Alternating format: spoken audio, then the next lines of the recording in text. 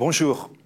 Les chrétiens croient que Dieu est amour et quand je fais le signe de la croix, je place résolument mon existence dans le dynamisme de l'amour du Père, du Fils et du Saint-Esprit.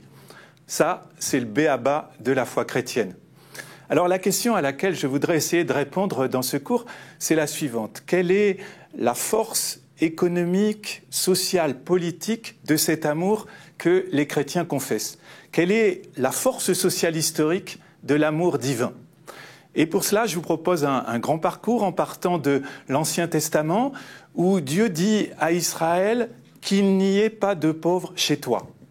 Et de fait, quand on regarde la vie des premières communautés chrétiennes, puisque Jésus-Christ est passé par là, eh bien, les chrétiens mettent leurs biens en circulation les uns avec les autres de telle sorte que personne ne soit dans le besoin. Ça, c'est le tableau idyllique de la première communauté chrétienne. Bien entendu, les choses sont plus complexes. Et plus complexe surtout du fait que la visée du christianisme, ce n'est pas seulement ce que vivent les chrétiens entre eux, mais c'est que toute l'humanité vive dans l'amour.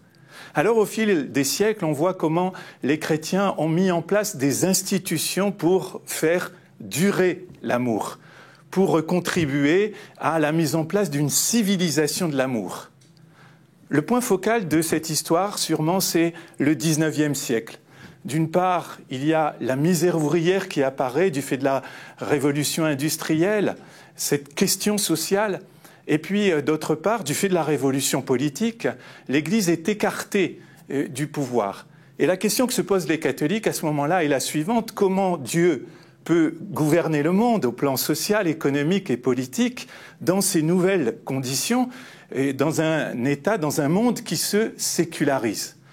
Et la réponse à cette question, eh bien, c'est justement la doctrine sociale de l'Église. Alors, de quoi s'agit-il? Il s'agit d'un ensemble de pratiques, d'actions, l'action des catholiques, et puis d'encycliques, les fameuses encycliques sociales. La première, Rerum Novarum, 1891, et puis la dernière, Laudato Si, du pape François. Donc, cette doctrine sociale de l'Église, un ensemble de principes et d'actions qui veulent entraîner l'humanité dans l'amour.